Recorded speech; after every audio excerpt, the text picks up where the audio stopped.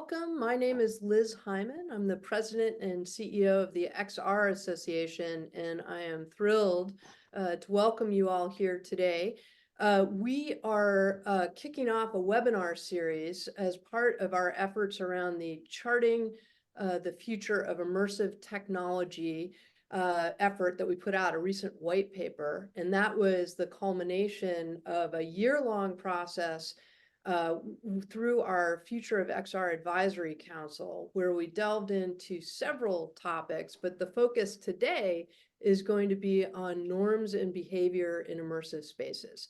And so before I get going, just a couple of housekeeping notes. If you're listening in, please go ahead and make sure to mute your microphone so we have a nice, quiet opportunity to talk with all of you. And then towards the end of the conversation, time permitting, we're going to try and open this up to a few questions from our audience.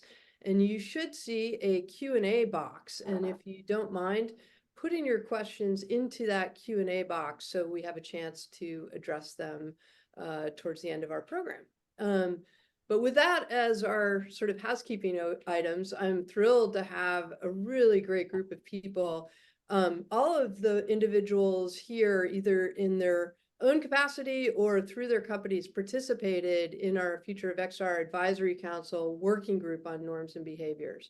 And so thrilled to have John Dabill from HTC and VIVERSE, Daniel Kelley from the Anti-Defamation League, and Alexis Miller from Schell Games, and really looking forward to a phenomenal conversation about this topic.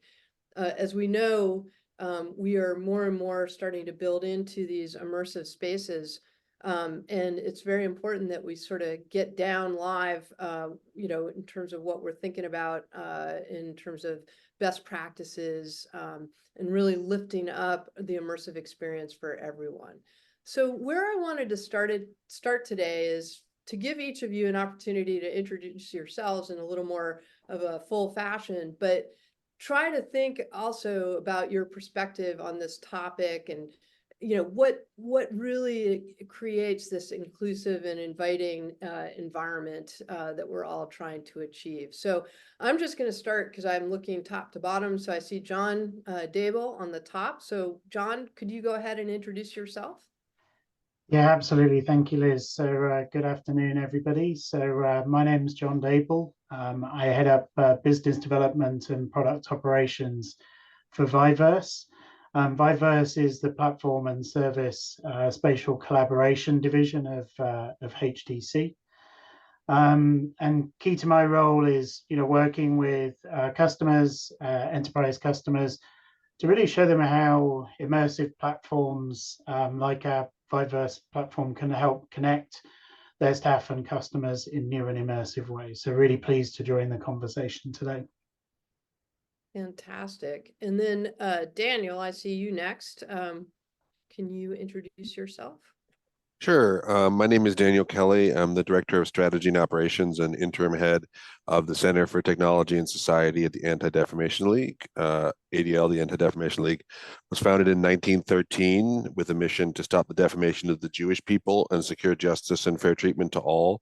The Center, or CTS, was founded in 2017 with a mission that is essentially ADL's mission, but with a focus on digital spaces. So we've done work in social media, we've focused on online games, and we have done some work in XR. A few years ago, we did a report on hate in social VR spaces.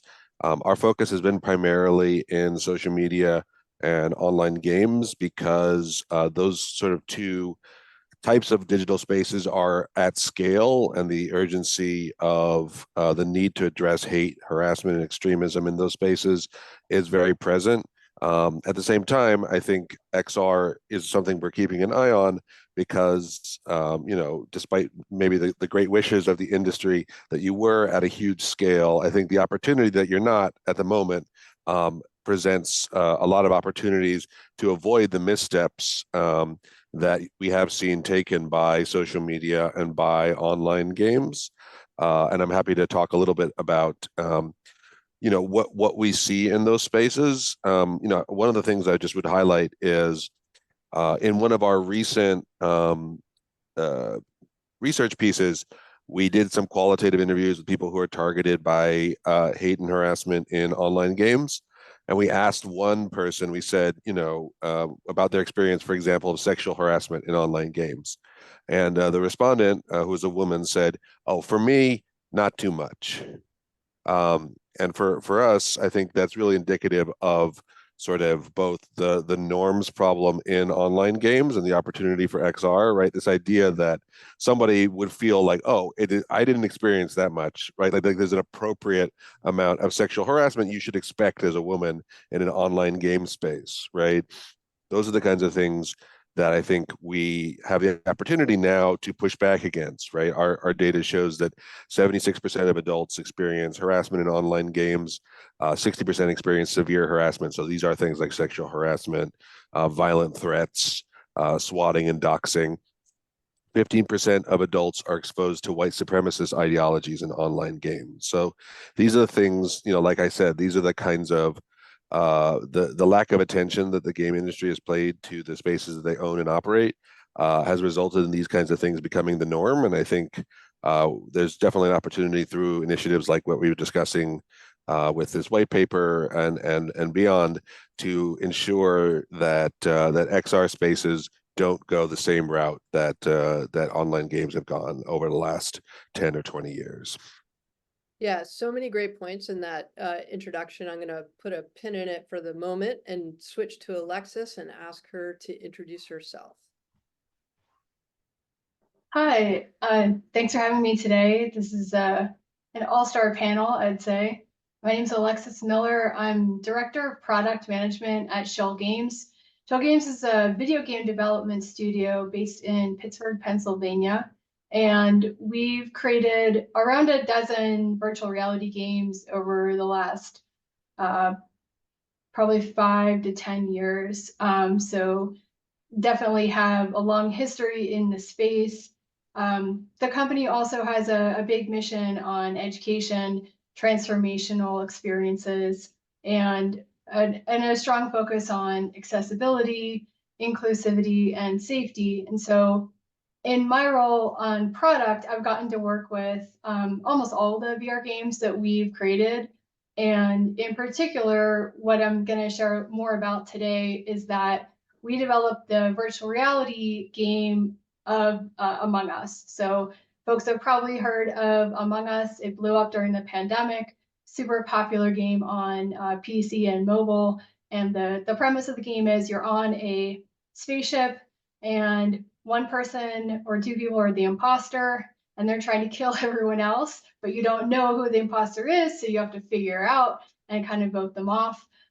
So it's had a very interesting transition into virtual reality, and there's voice chat in the game too. So that has raised a lot of concerns and a lot of discussions internally about how to handle that.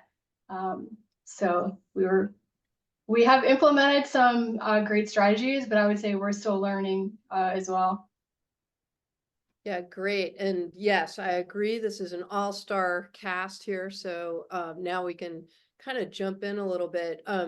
It's interesting. You talked about the popularity and success of Among Us and thinking about the relationship between society and our gaming and social platforms. But I wanted to start with John because in many ways, I think we just need to broaden the aperture as well to make sure that folks understand that there's a lot of enterprise applications today for immersive technology, particularly now we're seeing sort of a big rise in mixed reality, but virtual, augmented, mixed reality technologies. And I think it's important for us to kind of start there. And then, I think there's lessons learned across all the different use cases. But John, could you tell us a little bit more about, the enterprise applications and some of the conversations that are taking place about norms and behaviors in that context? Yes, definitely. And I just want to start, I think, Daniel's right in terms of, where we are as an industry at the moment. We've got a lot of opportunities, to learn from, what's gone before and start to correct that. and take those learnings on board. So a lot of what we do at HTC, obviously, we've been working the virtual reality space, since for a number of years now, since 2016. And a lot of what I do day to day is work with enterprise and business customers of different sizes. These topics are definitely coming up in those discussions, and often we find that some of these things around safety, inclusivity are central to the discussions from those businesses, and are often, forming the decision about the platforms they choose and whether they adopt those platforms. So let's talk about a couple of areas. Maybe let's talk a little bit, first around safety. That's quite a broad spectrum, when it comes to the topic. Of course, and to Daniel's point as well, we should all be safe and respected in these places in exactly the same way as we should be in our workplaces. In the enterprise space, though, it's slightly different. So generally, users aren't anonymous. In the enterprise space, we've got a little bit of an advantage because, be they guests that are visiting a premise, a virtual premise, or staff members, they're not anonymous. However, we've started to, build in some safeguards. So in our platform, we put in a safe zone, which allows people to use, to put the space around them and to give a little bit of personal space, as we would perhaps call it. And, again, I think that's an example of just, perhaps taking some of those learnings, getting ahead of problems. It allows people to, it has a practical benefit of avoiding avatars overlapping, but it does allow people choice in terms of, what they're doing and how close they want to get in a virtual environment to other avatars. I think also in safety, there's this important element of trust. Whether we're consumers or business users, we need to know that any information that we're sharing, our personal information, is used in the right way. And it's why we and a lot of others work with international organizations such as ISO, such as GDPR, such as California privacy regulations, to ensure that there is that element of trust. And business users need to know that the right people are getting access into the space, the right people are there, and access is controlled. So permissions control is very important in these environments. Let's move on to central topics, and we've talked about a couple of words. These spaces should be inviting. They should encourage users in, and of course they should be inclusive. And I think there's a huge connection between those. So last year, Stanford University published a study showing research in their Journal of Computer Mediated Communication that when people are in wide and open and inviting spaces, that students exhibited a greater non-verbal understanding of information. They reported increases in many positive measures, so group cohesion and understanding within the group, pleasure, presence, and enjoyment in the spaces as well. Sort of reaffirming what we know from the real world, that if we get out, in the outdoors and the fresh air and bright spaces, it's better for us than being cooped up in an office cube. So it's one of the reasons that when we designed our spaces, even the business spaces, we build around a very light, open, and airy dome that allows customers to, our customers and their customers, to interact and feel that positivity in these spaces. I think building on the inclusivity piece, one of the things that I've often seen talked about with VR is you can be anyone and anywhere, and depending on where you are in your mental health journey and other elements, that can be really important to people, whether that be through day-to-day pressures of life or mental health challenges. Your avatar can present you to the world in a way that you really want to be represented, and it can give more confidence to users there. Going back to Daniel's point about the internet today, with this anonymity that we built and this, lack of connection between these spaces. There's also no subtlety of messaging from visual clues. We've all seen, Twitter storms blow up because of, misunderstanding and things like this. So I think this realism in connection is really important. So not just photorealistic avatars that we support, but also people being able to create their avatars and have that something that is a representative of them and how they're feeling, either generally or on that particular day, and making it easy, seamless to express yourself naturally on these platforms is really important. I want to finish, if I can, on this point with one example that I find personally very exciting and I think opens up to this. We're seeing businesses now looking at how these immersive spaces can address some of these societal challenges more head on. So we're working with a partner in Germany who's working with our VIVERSE solution to help get teenagers help for their mental health problems. So today, and this is data from Germany, but I think it's probably common in a lot of countries, there's 1 in 4 teenagers with mental health challenges. And in Germany, again, they wait up to 9 months to get help. So the model here is that teenagers are already adopting these environments through gaming platforms, through VR chat. We want to build a more moderated platform that is especially for teenagers, where they can open up in a safe space, create new bonds with others that are going through the same challenges, and where they can connect directly with therapists, either as a group or one-to-one. And from trials and surveys, that distance that an avatar gives these teenagers allows them to open up more and more quickly. And it certainly allows them to get help faster, because the therapist can not only see more teenagers throughout the day, but they can also do this from wherever they are in the world, as a number of these are perhaps a bit more digital nomads than has historically been the case in this profession. So that's a real way of using these immersive spaces that teenagers are already starting to adopt, to actually use that in a way to help them and use that presence that these environments give people.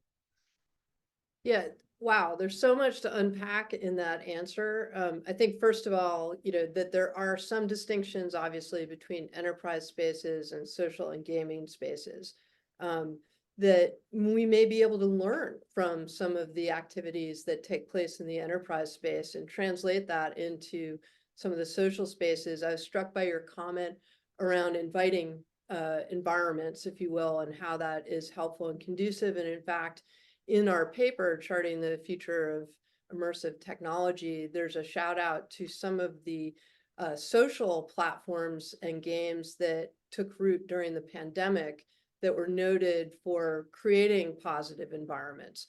But I think, and this is my way to segue towards Daniel, we also, in the course of our conversation here around norms and behavior, we identified some of the tensions that exist. So yes, vital that people be able to display and adopt avatars and ways of presenting themselves that feel comfortable and feel good.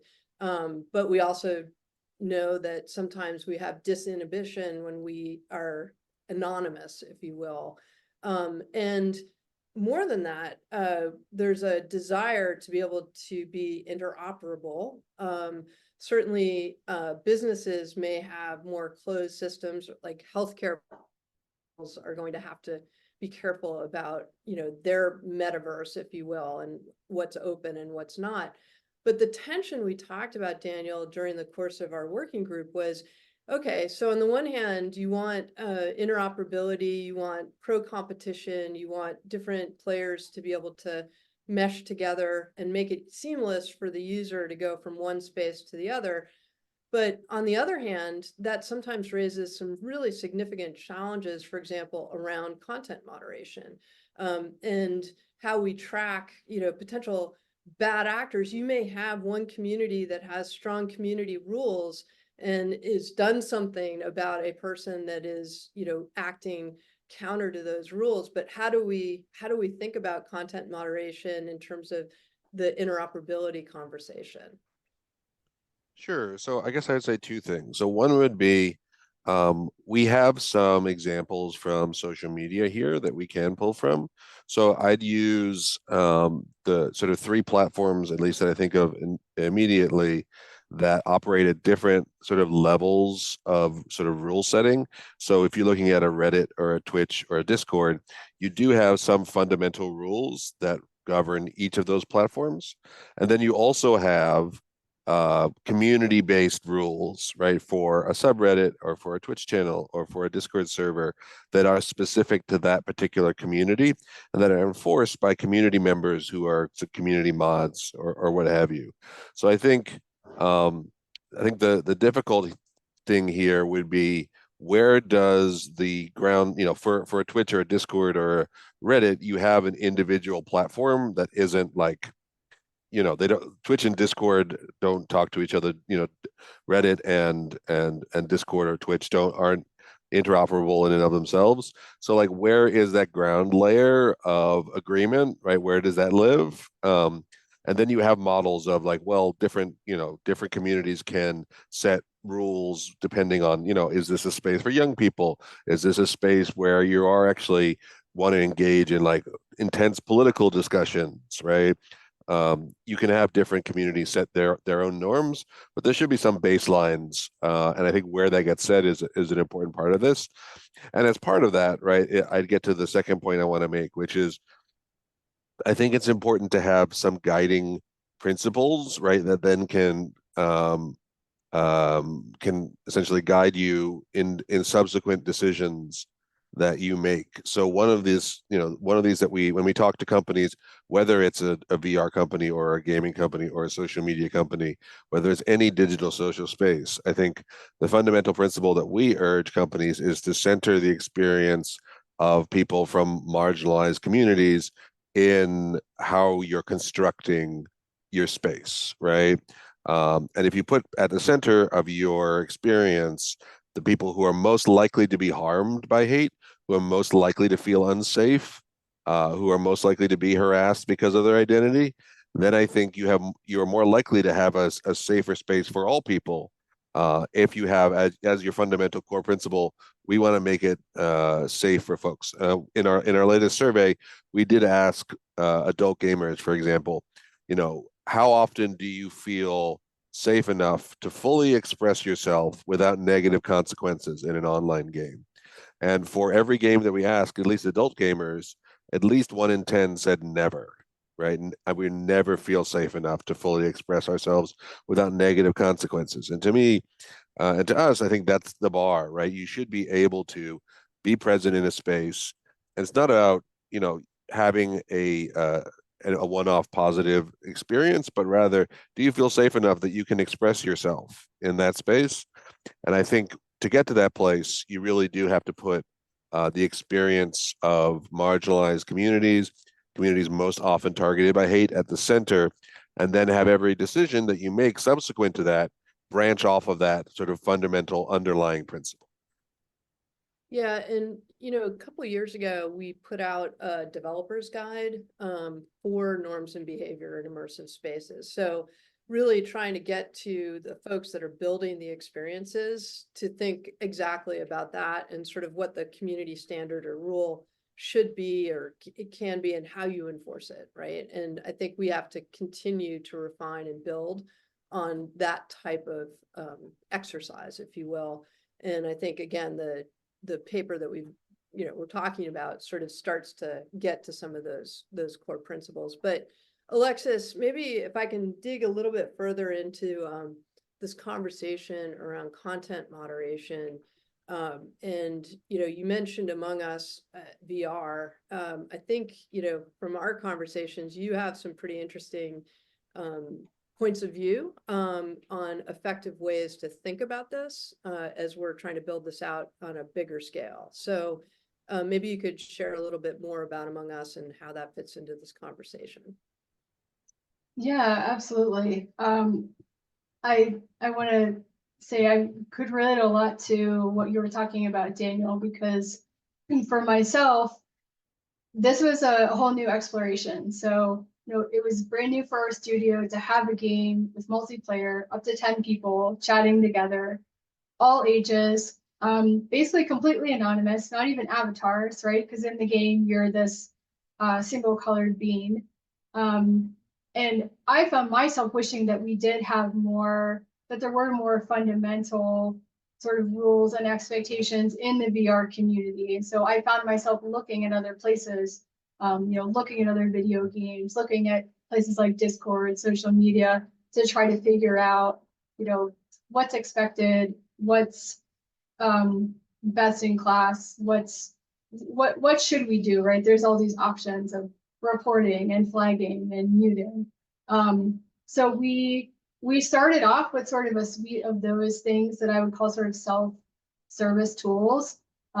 So being able to mute other people who might be saying unkind things to you, being able to have an option of, John, you were talking about that kind of physical barrier. So in our game, you can choose like how wide is that barrier, so that people aren't coming close to you. And we found that choice was a big thing. Like as much as we can give people choice, it helps so much in them feeling safe and feeling like they can bring themselves there. Although I agree, it's probably not 100% of the time. One of the tools that has been a real game changer for us, though, is a tool called ToxMod that uses artificial intelligence to listen to all of the audio in the game and then score it based on severity. And so then on the back end, we have human moderators that are looking at this portal, and they're able to prioritize the worst of the worst. And it has been really phenomenal in helping us to scale and prioritization. So just to give a sense of volume, about 90% of our players are using voice chat. There are some options that you can use, kind of canned text messages, but voice chat is immensely popular.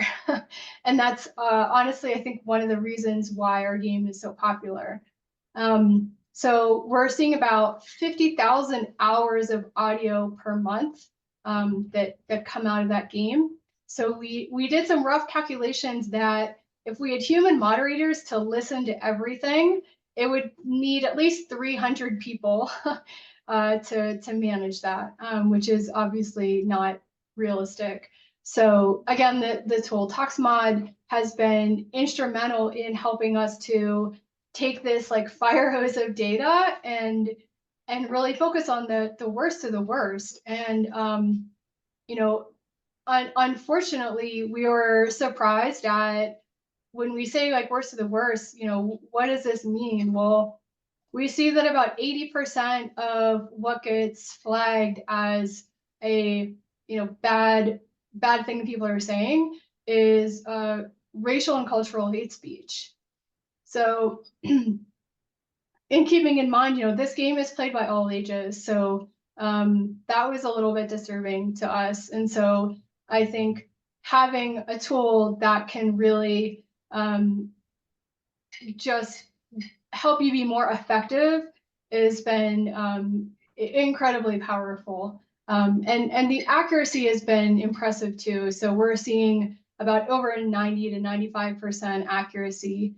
And then, we do have an appeal process, so there are humans that review that. But that's really been a game changer for us. It's something that I will say is not a super cheap tool. So like requiring every game developer to do something like that might not be feasible.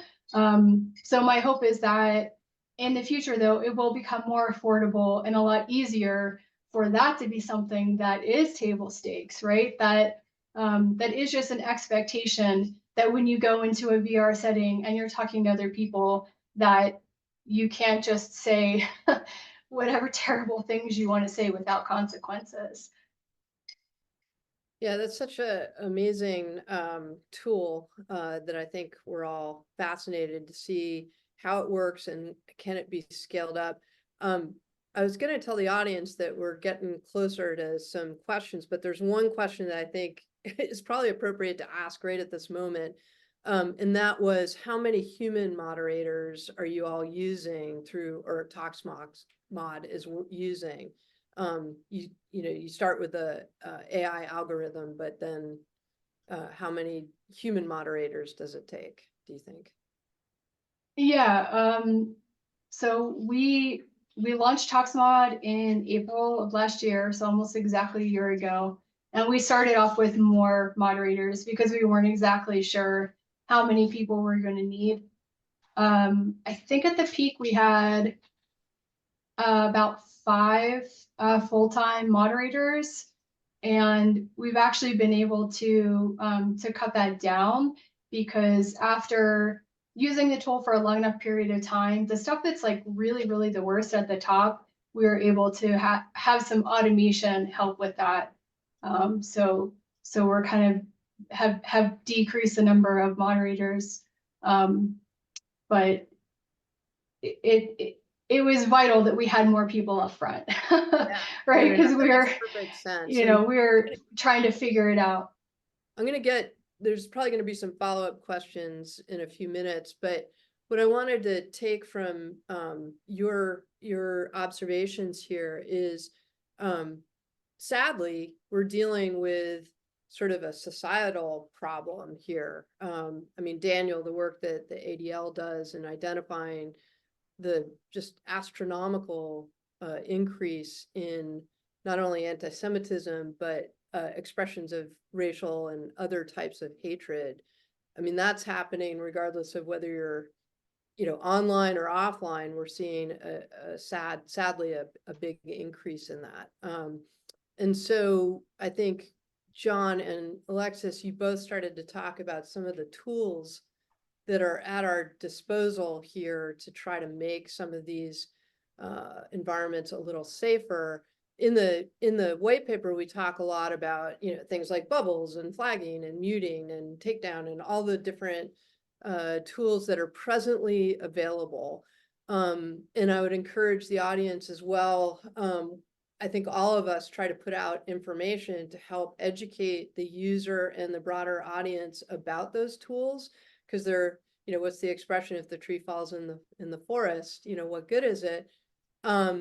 So on our end, we've put out something called Into the Digital World, which is kind of a cartoon graphic that explains in our first chapter how the technology works vis-a-vis different pieces like the sensors and the cameras. But in the second one, really kind of tries to explain to the user the different tools that are available to them. But I guess what I wanted to start, maybe John, you can kick it off from the enterprise perspective and then go down through with Daniel and Alexis, is, one, how do we do a better job of encouraging adoption of these tools? And two, what do we do to make sure that people are educated better about this? I mean, I think Into the Digital World is a good start, but we're just one drop in the bucket. So what do we do to scale that up? So John, why don't we start with you? Yeah, absolutely. I think I'll echo back, Daniel's example in his introduction, where, education is key to this, where we've got to, make people understand and educate them from an early age that there isn't an acceptable level of hate speech. It's, the expectation should be zero, and encourage them, to use the tools that are available and report these things. From a consumer perspective, we looked at some of these challenges for a younger generation that are starting to come into VR as early adopters with their parents, and wanted to give a way, for parents to help educate the users, help control what users were seeing. So we brought about a Vive Guardian application, which allows, typical parental controls, what the children can use on a VR headset to present you content being added. But also we brought in there this, the fact that parents can see a first-person view of what their children are seeing. I think this latter point not only helps protect younger children, but it also moves the immersive experience from a solo experience to a shared activity. And the more that we can, understand and address these societal challenges, and particularly, removing some of that distance that we have on social media platforms today and anonymity, if people start to understand it's a shared experience and these are real humans that you're interacting with, hopefully it does start to, bring about improved behavior. We learned from that. So discoverability is absolutely key. So we've sort of brought those features now into much more central applications. So our Vive Manager application, which is used by many consumers to set up their HTC headset. So the ease and discoverability of these is very important. And I use those not just as examples of what we've done, but I think it's an important point. It is incumbent on us as developers of the platform, game developers, to actually look at how we address these problems. We know the problems are out there, so doing nothing isn't acceptable. These are societal challenges, as you say, Liz, so we can't solve all of these, but we have to be trying. We have to be, understanding what works. So yeah, I think that's where I'd start, and then perhaps hand back to Alexis. And that's probably a great segue to Daniel a little bit on this question. I mean, I think one of the things I was really struck by, and we put all of these things in that white paper, sorry to keep coming back to it, but encourage everyone to take a look, because it's what we wanted to do was make it an easy resource to find all of these different products and conversations and links that we're talking about. But the ADL has put together, I think, a very impressive guide, mostly in the context of gaming, but I think lessons to be learned, gaming and social, where do you go to, figure out where the tools are and what you do about it? And maybe that's a good segue to you, Daniel. Sure. So I'd say in our survey, unfortunately, we saw that around 30% of adults and teens are reporting anything in online games, right? So 70% of adults and teens never report hate and harassment, right? And so part of this is norm-based, right? Which we've been discussing, which is like, it's just part of the experience, right? These things don't rise to a level where I would report it ever, because this is the culture of these spaces. But the other side of it is, it's really hard to report things, right? Or I don't know where to go, or I don't know whether it's even effective, right? And so to that end, we have created an online safety guide for people that focuses both on where to go to report it, but also from our perspective, in the guidelines of specific games or social platforms, what is violative, right? And tries to do some expectation setting around what people can expect, right? I think one of the things we've heard from a major social platform, for example, where like, you have all this data on user reports, like, why don't you release this as part of your transparency reporting? And they say back to us, well, user reports are not a strong signal, right? Which means, for in sort of tech company speak, that like many of the reports that they are getting, right, are people trying to get back at their, people using it as a weapon, right, or other things that are not credible forms of reporting. And so I think we're trying to, through the guide and other efforts, I think we're trying to see, there is no, I think, more direct way for users to signal to a platform, what they find, the harms that they're experiencing, the hate that they see, then reporting. And so I think it's incumbent, right, on companies to figure out a way to make user reporting a strong signal, and in lieu of that, we're also trying to provide some educational resources around that. A good point. And I think there are other organizations as well that are working with their respective communities to try to provide tools and provide opportunities to help with the reporting.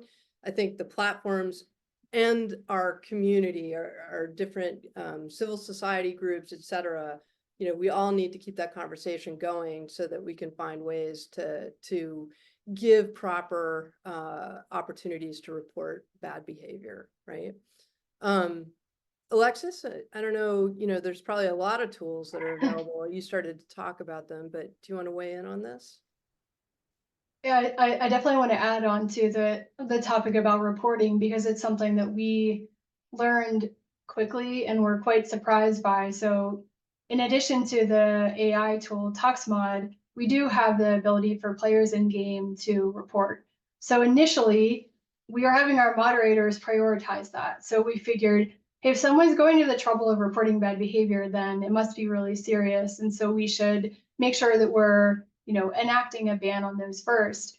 And we did actually find that those player initiative reports were not really about anything. It was what you found, right? It was people who were trying to get back at someone because they lost, or something that really did not rise to the level of seriousness. So that was a big surprise, and made me all the more relieved, actually, that we were using a tool that was identifying what actually was bad. But it was kind of upsetting to realize that of the really bad things that were happening, we could see based on timestamps, right, that nobody reported this terrible thing. Like, we only caught it because we were using this AI tool. But sorry, back to the question too about like, how do you let people know about this stuff? This is not very innovative, but we are currently working on just having a web page that describes what's available in game, and also addresses parents as an important target audience for this information too. And then a creative thing that we did, which I think was really effective, is that we made YouTube short videos that were in like a very, honestly, kind of like silly, comical tone, that were just highlighting, hey, like, here's where these features are. So some of them were accessibility related, some were more safety related, but an example being, how do you prevent feeling motion sickness in game? And so it's this like, funny little Among Us themed video, but like, that's kind of where our audience is, right? They're looking for YouTube videos about our game. And so maybe they would come across that and weren't even really looking for it. So I think that was a pretty effective way of trying to get the message out about those things. Yeah. So I think that's great, and sort of in line with our into the digital future, like how to make these things accessible. If it's kind of a dry, set of terms or whatever, it's unlikely that people are going to realize the tools that are available to them. I'm looking at some of the I'm going to hold off on the last question that I have for all of you, and I'm looking at some of the questions that have come in, and to summarize, a couple of folks are asking sort of about the consequences of bad behavior. So what happens when someone is found to have been violative of a particular community? I don't know if John or Alexis, you want to take a stab at thinking or talking about how that might work. Sure. I mean, I can talk specifically about in Among Us VR, we have essentially a banning system that goes as little as being banned for 1 day, and then it escalates based on how many times the same person is basically violating the code of conduct in these ways. And so it can go up to a permanent ban from our game. I know that other games do things like muting. So instead of being completely removed from the game, you're just muted so no one else can hear you. That's something that I think is pretty interesting. We've talked about and looked into like warnings, like, can you tell someone before you ban them, like, hey, don't do this? But it's tricky because we sort of go back and forth between like, do we tell them why we're banning them, or like, should it be so obvious that we shouldn't need to tell them? So I do wish that we had a few more tools in our toolbox, but that's what we're doing currently. Yeah, and that's so interesting because when we put together the norms and behavior guide a couple years ago, the concept of remediation was one that was fairly consistent throughout different gaming and social platforms, like that, to let the community try to remediate the situation. But at what point does it get to, hey, 3 strikes and you're out, or whatever it is? And I think the importance there is being very clear in your community guidelines. So if you're creating a space, you have to be really, really concrete up front. And I see John nodding his head. I don't know if he wants to. Yeah, I was going to say that was the point I was going to make. I think, while we talked about discoverability of applications and tools, that understanding really applies here. We have to make clear upfront that there is consequences and there is a process, because that will hopefully encourage people to think about that negative behavior before they're using it. Yeah, I wanted to come to a different question that's been posted, and it was to really dig in a little bit more around the intertwining of artificial intelligence and immersive platforms, and what you guys see. I mean, we've seen sort of the opportunity, right, through Alexis's model. What are other opportunities? What are some of the challenges? How are we thinking about that? So I don't know, Daniel, if you want to. Yeah, I mean, I would say one thing just to highlight. I think it was interesting, Alexis, to hear you talk about how you use the AI tool to find the incidences of high harm. One of the alternate modes that I've heard of, which I think is interesting, is to use AI tools to spare human moderators from having to be exposed to the worst of the worst, right? Which maybe is not, what you're looking for to do in your, maybe there's a different approach that you're taking. But I think in general, especially if you're talking about a platform with, extreme video content, right, or something like that, where, the mental toll on a moderator having to review content like that every day for hours a day could be extremely high. I think a real opportunity is, can we, as you said, Alexis, with, you mentioned automation, right? I imagine at some point, if you're able to automate some of the worst harms, so you don't have to expose human moderators to that, I think that's a really, I think that's a really important use case. I would also say, we were talking to a company, and they were like, we've got all these AI tools and they're so great and they do all these things. And then I pointed out to them, well, this, high risk, really harmful thing is not against your rules, right? And so, like, it doesn't matter how great your AI tools are if you don't have the humans being like, hey, this is where we're drawing the line, right? These are our values, right? And these are the kinds of things we permit in our community, and these are the kinds of things I don't, right? And so I think that's also at the policy level, is a really important place for humans to be, a huge part of that, because just relying on AI tools, you probably are not, you're not necessarily the ones drawing the lines if you're solely relying on them there. Yeah, and I think just yeah. Just to add to that, I think you're absolutely right. And one of the things that is super important that I would advise anyone that's looking at an AI tool is to make sure that it is customizable, because, to your point, in a particular community, a game community, for example, certain things might be acceptable, whereas in another community, it's not acceptable. One of the things we had to tweak was in the Among Us game, it's about killing other crewmates. So, one of the categories was like violence. And so we had to like really decrease the weight on that one, which luckily like the tool allowed us to easily do that, because otherwise we would have had all these false flags, right, of like people talking about violence, but really it's in the context of the game. So that was a really, really key part, is, to your point, being able to know like, hey, these are our rules, this is what applies to our community, and that being clear and, again, kind of customizable between the different situations. That's such a great point. I mean, not to reveal myself as being too old or too much of a Luddite, but this is a little bit like the game of Clue, right? Colonel Mustard, killed the guy with the pipe Right, in the right. drawing room. And these are games that we've all been playing as families for decades. And so there is sort of an analogous transference, if you will, into a virtual world, and trying to figure out the right dial, right, for how AI is going to work.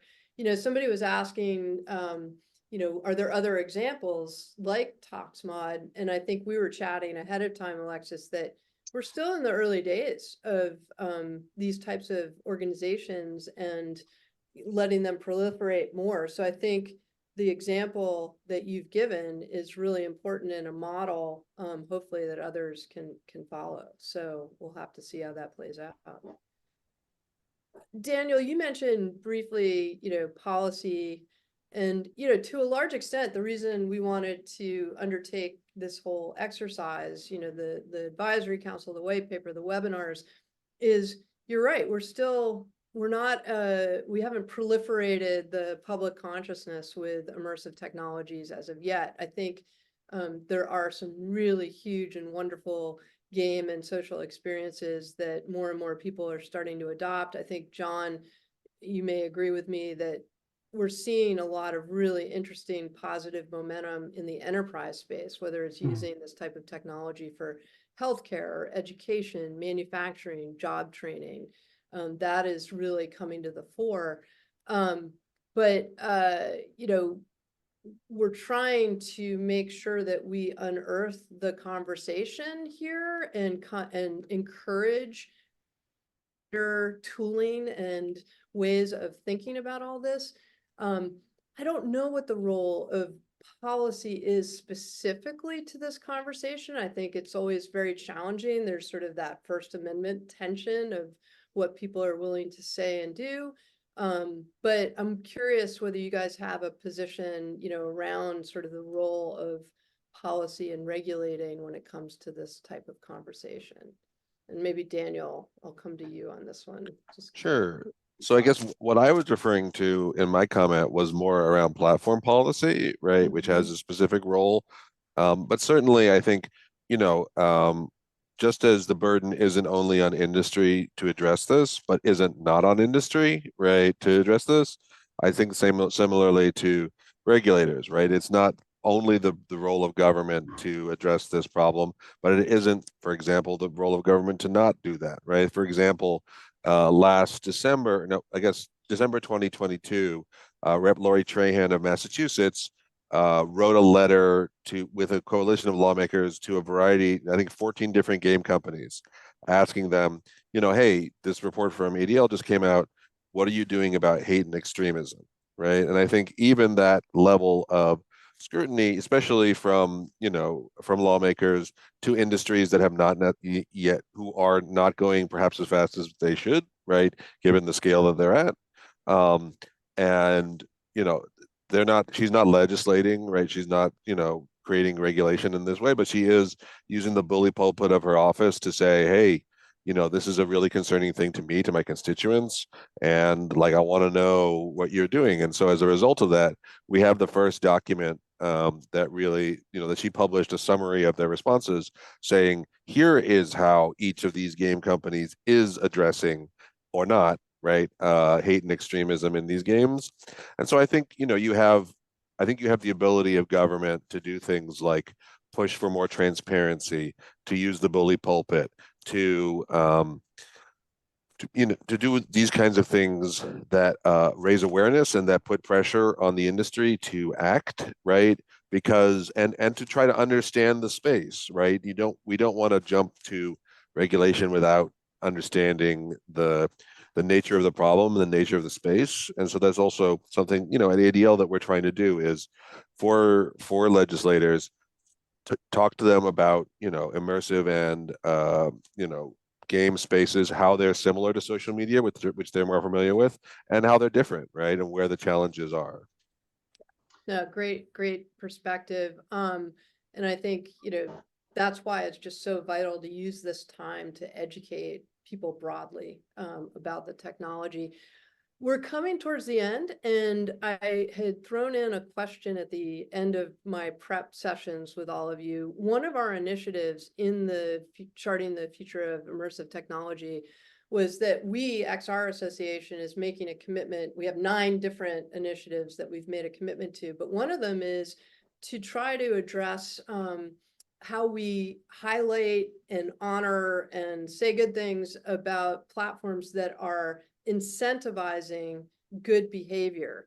There are numerous examples, particularly in the gaming field, where companies are really moving to do this in a positive way.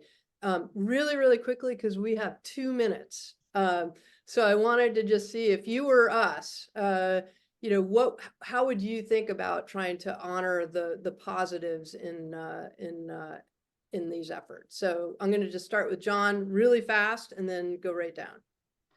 Yeah, I think what I'd like to see, you know, really is you know, rewarding, advertising, promoting those organizations that come up with, you know, with solutions that learn from the challenges of today's social media era, and, you know, allow people to communicate in more realistic ways.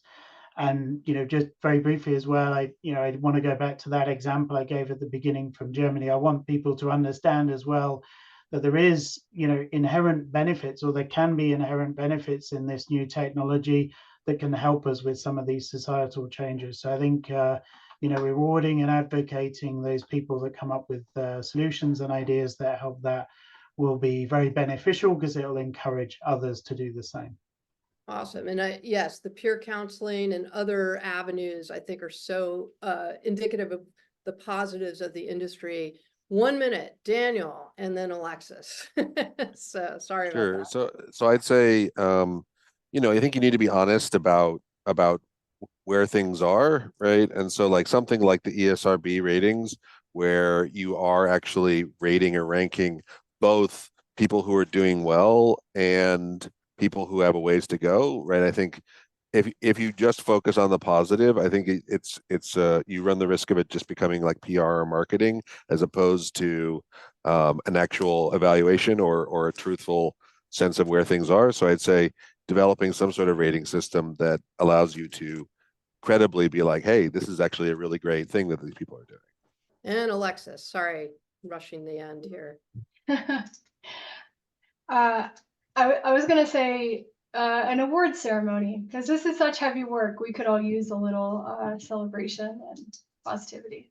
Yeah, no, that's a one, and something that we're going to try to put a working group together to do that, and figure out the right avenues for really highlighting positive applications, because we need good examples. You all have now laid out some really great examples, and some things that we can all build upon. And so I want to thank all of you for joining us today, and the audience for their great questions. And I think we are now concluding our webinar. So thank you so much, and we'll see you all soon for the next one, coming up just probably about a month or so.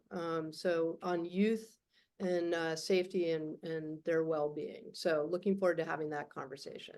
Thanks, everyone. Thank you. Thank you. Thanks, everybody. Take Thank care. you. Bye.